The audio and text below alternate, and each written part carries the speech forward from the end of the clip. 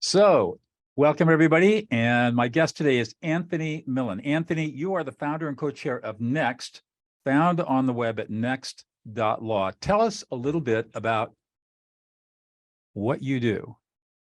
So Next is an innovative new model for delivering legal services for the full life cycle for startup and emerging growth companies. And what we have done that is unique and innovative is we've productized a broad range of legal services that startup and emerging growth companies would need, from formations to financings to IP to employment, and we offer them as fixed price packages to give predictability to founders on those services. We've then gone further and really changed the way the whole customer service works, from more of a lawyer-centric model of customer service to a client-centric model where we have multiple tiers of customer service and customer relationship managers. We also incorporate a lot of technology to make things much more transparent, much more collaborative, and much more efficient. And true to our mission, which is to enable and empower startup success, we went and added in a marketplace of like-minded service providers like Silicon Valley Bank and Deloitte and other leading providers of services that have groups that focus on startups across a range of other service provider areas where our clients can have be connected very quickly to the right providers when they need it. We offer Startup U, which is a masterclass of educational content and classes for startup and founders. And we'll be launching this year a platform around helping to make sure founders are investor ready and to connect them more efficiently and effectively to investors. So that is kind of a broad description of what makes up Next.Law, powered by Shulman Rogers. This is a kind of a radical departure in the delivery of legal and professional services, from what I can tell. No longer no billable hours, just straight flat fee pricing for particular services with a defined deliverable in a defined amount of time. And as you say, you commoditized the delivery of legal services to startups. It sounds like a really great idea. How's it doing? We've been growing tremendously by productizing those services, and we are able to give entrepreneurs the ability to have high quality, high touch services in a predictable way. And we've grown from a regional practice to a national practice. Wow. To a global practice. We've been recognized by Legal Week, the largest legal publisher, in 2021 as the Startup Law Firm of the Year, Next, powered by Shulman Rogers, for startup and emerging growth companies. We're finalists, and we'll find out in a couple of weeks, for the best law firm in the US for startup success and the most innovative legal departments. So we're getting a lot of recognition and support. And we also get tremendous feedback from the founders that we work with, just in terms of the appreciation for the model and the way we really partner with them over the long term for their success. I know you're the guy that was sort of the creative genius behind all of this. How did you come up with this idea? I mean, you've been a startup lawyer for a long time. What got you thinking about this? So I started off on the legal side, the more traditional big corporate New York law firm pathway. And then I actually jumped into becoming a serial entrepreneur. And over a decade, I was involved in co-founding several institutionally backed startups. And from that experience of being the entrepreneur, on the other side of the table, a lawyer and entrepreneur, but during that period that I was on the company building side, I really got to experience what it's like to be the consumer of these legal services. That doesn't sound like much fun. And got to work with a lot of, large global law firms during that period of time, and really felt that there needed to be a different model that really more aligns the startup company's needs and the way they want to receive, and the way legal services are really structured, packaged, priced, delivered, and serviced, to make that really align to exactly the way an entrepreneur, if they were going to design legal services, how that entrepreneur would design it to work best and be most aligned to their needs. And so out of that experience of being on the entrepreneurial side is really where the spark went, that kind of led to the vision that has grown up and grown into Next. And what's really interesting to me is you're not in Silicon Valley, you're in Bethesda, Maryland with Schulman Rogers. Yes, so what was really, the way the legal field is regulated, it made tremendous sense to build this within a law firm, just because of the way the legal industry is regulated. And then it made real sense to build it within a mid-sized law firm that had a very sophisticated practice, a lot of partners who came from, some of the top law firms in the world, but was small enough to be nimble and disruptive and innovative, and to have a cost structure that's a fraction of the cost structure, a third of the cost structure of the big law firms. And so when we put packages together, we can structure it in a way that's sustainable and manageable.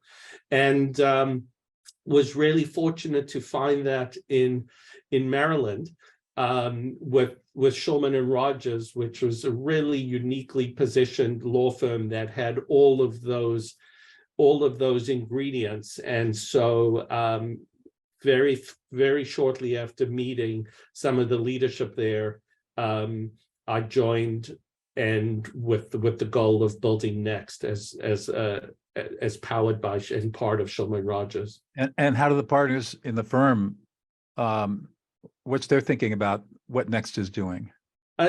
People here are tremendously supportive, very, very, very excited with the progress and with what we're doing.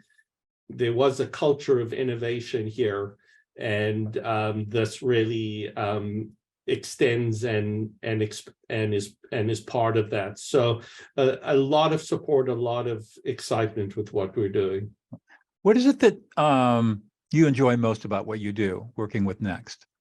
I mean, for me, the greatest joy, and why work is not work for me. I love what I do, and is the interactions and the support that we give to founders of startup companies. There's nothing more fulfilling, but also almost nothing quite as hard as turning a vision into reality, and a passion into reality, and to work daily with people who put everything on the line, who are working 24 hours a day, 7 days a week, and putting their entire lives into bringing their dreams and passions and visions into the world, to solve problems and have impact, and to be able to provide a set of support and services in partnership with that group of people to help them really de-risk their companies and grow their companies, and really empower and enable startup success for those founders is what I love to do. So we're interacting, and I'm interacting with founders all day long, 7 days a week, and it's incredibly rewarding, and it drives us to want to be better every day at what we do, and to not we continually innovating, we continually looking for new ways to help these companies be successful, both directly within the legal services we provide, but then through the entire platform that we're building. So what advice would you give to a young person who's thinking about trying to decide whether or not to go to law school or become an entrepreneur? I have found that for somebody who's deciding whether to go to law school and become an entrepreneur, for me personally, the legal experience and the legal training that I got has been incredibly helpful in my entrepreneurial journey. And so, one of the things about a law degree is it is tremendously versatile. And there are many, many pathways forward with that degree. Sometimes, the time is right for your entrepreneurial venture, and it's all in the timing, and you have something that if you don't move on it quickly, the idea of kind of taking 3 years off and not pursuing that venture, by the time you come back around to it, maybe that particular door has closed. But for somebody who's in law school and also feel they have an entrepreneurial spirit and edge to them, there are a lot of ways to leverage those two together. I completely agree with you. I'm the chairman of the board, or the chair of the board of trustees of our local law school, and I tell young people that go to law school, but that doesn't mean you have to become a lawyer. You can do so many different things with a law degree. But I think the training is far more valuable than the training you get as an MBA. And because if nothing else, you learn how to think critically. Right. Which is a skill that is lacking in many, many people. And somebody who can think and write critically, I think, has a decided advantage over those who can't. Yeah, I mean, I have a number of people who will kind of reach out to me for guidance and advice, and exactly, Doug, is very similar to what I tell people. Absolutely. So, do you deal with much conflict in your in the work that you do? Do you have to? I mean, you're working with founders. Maybe in terms of the stage of the companies that we work with relative to other areas within the practice of law, a lot of areas within the practice of law are rife and filled with conflict. Right. We happen to be in an area of practice where there is occasionally conflict. So there are times where you have founders who start a company together, and then as they start moving forward, it's in many ways the relationship between founders is you're working together in this, as I said before, 24 hours, 7 days a week. If you're not aligned going into it in terms of what the vision is, what the mission is, how fast you're going to grow, are you going to go out and raise capital? How fast are you going to raise capital? How much are you each willing to put in financially? How much are you willing to put in time-wise? There are a lot of questions that sometimes founders don't take the time to ask and explore at the beginning of a venture. When you don't do that and it rapidly becomes clear there is lack of alignment, you'll run into conflict between founders, and particularly in companies where the founders didn't get the right guidance up front, and maybe both founders own 50% of the company up front instead of having shares vest over time. Suddenly the founders, one founder leaves, and it's in a very not in a good way. There's a lot of conflict and dispute, but you have one founder who's left, who owns half the company still.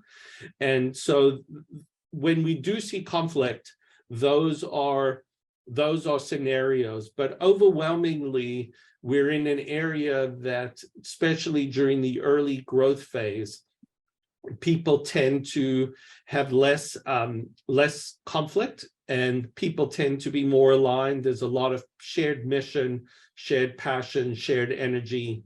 even when you're negotiating with investors who are coming in, everybody wants the business to work. Everyone knows that you're going to be working together after the negotiation is done.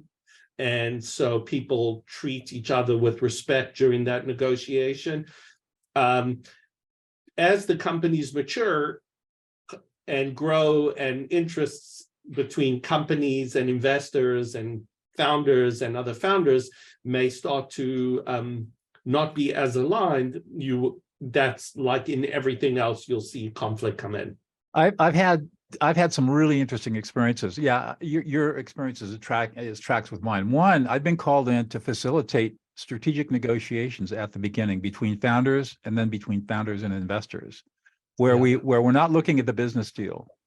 We're looking at the underlying values, the underlying assumptions, expectations, and interest, needs, and goals and desires of all the parties. And identifying those in a comprehensive way to see whether or not there really is true alignment. Yeah. And most of the time, people are kind of blown away about what they've been missing when they're just focusing on the numbers. And fortunately, they've been able to get alignment after all the hidden expectations and assumptions were developed. And then, to your point about what happens as a company matures, I've been called in to deal with conflicts as a peacemaker and mediator, where just exactly what you're describing occurred. The founder visions diverge, or the interests between the founders and the investors diverge, or the worst of all cases, you've got a 50% owner who leaves the company but still has veto power over everything that's being done. I've mediated a fair number of those cases too. Yeah, I'm sure there's a lot of passion and a lot of emotion in those. There is. Those situations, given how much people have all invested in it. And that's probably why I get called in, because I'm really good at listening and de-escalating strong emotions. Yeah. Well, this show is called Listening with Leaders. How important is listening in your practice and in your business? You know, listening to me is a life skill, and one that people should continually be investing in. You not only have to listen for what you're being told, but to listen carefully to understand what you're not hearing. And you know, sometimes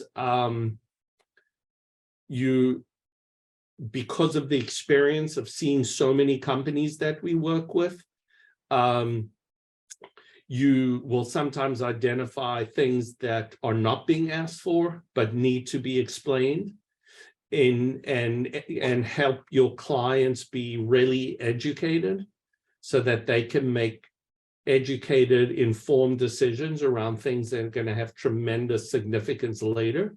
So I think, like in many areas, the ability to listen to your clients, to hear what they're saying, and to as I said, to listen not just to what you're hearing and not hearing becomes important. So, you know, I've always been, as we had a chance to get to know each other a little bit, and I think the training around and experience around learning to really listen is one that people should be working on throughout their lives to get better and better at. I agree. It really is the foundational skill of life. And unfortunately, we're not taught how to listen as children. And we're not really taught how to listen in any formal, systematic way. So it's very ad hoc. Some people naturally develop as good listeners. I know as lawyers, we're trained to listen to words for information. So I was a civil trial lawyer for 22 business and commercial cases. And of course, I was totally focused on facts and what's the story here. But I've since learned that the emotions underneath the words are even more important than the words themselves. And which has led me to a very different career path than I ever expected when I started out. And a very important one. Well, thank you. As you work with these founders, another thing that I'm really interested in are leadership principles. And these are typically, founders are, I would say, they're generally younger people with not a lot of leadership experience. And they're starting out, to your point, following their passion, how do they develop their leadership skills as they slowly build their, or maybe quickly build their organizations and their companies? You know, it's interesting. We see a broad range of ages of people starting companies. I think, you know, it used to be many, you know, many decades ago, on the path of being an entrepreneur and starting a company wasn't as people didn't strive to do that as much as they do now, and it wasn't looked at in the way that people look at it now. And so we see people with tremendous experience and leadership within companies leaving later in life and saying, if I'm ever going to do it, this is the time. And people who have that bring that. They may not have the startup skills yet, but they've got the leadership skills. Some people are just naturally strong at leading. A lot of people invest in developing that skill, so they understand as the company grows that they have to grow with the company if they're going to continue to lead. And there are ways, like you can work on and develop listening skills. There are ways to work on and develop leadership skills.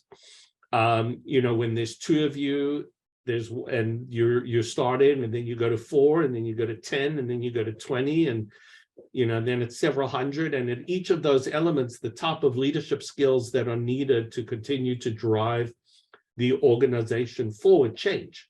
That's right. And evolve. And so what you'll find is some people can grow with the business. Some people step off once it gets to a certain size. But I think that one of the things we do with younger, earlier stage entrepreneurs is, by being their partner and having gone through building and scaling companies and having worked with companies doing that, we also work with them to help fill in gaps. And then also with early stage companies, in addition to leadership, understanding your blind spots. Not everyone can be good at everything. Right. And so one of the great things early on is to be able to identify what the company is going to need, where you're strong, where you're weak, and where you can, in areas that you don't have, aren't your core strengths, to bring in advisors, to bring in co-founders, to bring in other people that you can surround yourself with. I mean, one of the amazing things now versus 30 years ago, the general startup ecosystems in different cities and different counties and different communities is so robust now. There are accelerators, and there are mentors, and there are incubators. There is so much. I look at a company that I co-founded in the 90s versus looking at the early 2000s versus looking at now. And there are so many resources out there for entrepreneurs to tap into that can really help them fill in gaps in leadership and gaps in skills. And you know, the other thing that strikes me is post-pandemic, we've gone to a virtual world. So you're no longer limited geographically to the people on your team. Yes. And I think that's a huge game changer. It's tremendous. And we're seeing it. I mean, we're seeing it in our companies with all these distributed teams, where the technology infrastructure was there to allow for these, to be able to have distributed teams be able to be incredibly productive and effective. We're seeing it in Next, in our legal practice, where we went from mainly a regional focus before COVID to a national and global group of startups that we work with now. And again, that wasn't available or even perceived as being possible before COVID. I know, it's amazing. It's amazing. Well, one more question, then I'll let you go. This is the one I always like to ask people. Tell us one thing about yourself that we wouldn't know unless you revealed it to us. For me, one of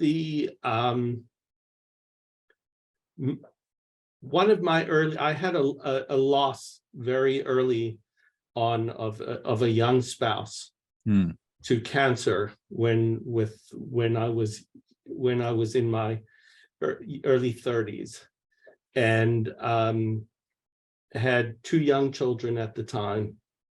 And one of the things that came out of that was a nonprofit that focused on helping families with where a parent with young children was diagnosed with cancer, because we found a lot of services were given. There weren't as many people in that age group and the infrastructure and support. We were fortunate to be able to have a lot of support, but as we looked around, we saw it was a real gap in the support services for families with young children. But it was a foundational time in my life that going through that at an age, and has really helped shape who I am and what I do and how I approach things. So the loss and the grief and the sadness transmuted into creating a nonprofit that can support other people that went through the same thing that you did. That's amazing. Correct. And that's how you create meaning in life. And that's how you create happiness in life, even if it comes out of tragedy. Yeah. And being able to work through something like that and figure out how to translate that into helping other people. And I think that's at a core of a lot of what I do, and even if at its roots where Next comes from, and being able to help so many entrepreneurs around the world achieve success and bring their passions and their dreams and their visions into the world, which in turn help other people. That's right. In fact, I would say, people ask me, well, how do you find meaning in life? And I say, serve others. Yeah. And that sounds like it's exactly what you do. Yeah. Well, thank you so much, Anthony. Been great talking to you. This is Anthony Millin. His company is called Next, and the website is Next.Law. So if you are an entrepreneur or a startup and you need some really interesting legal services, check it out. Thank you so much. Great. Thank you.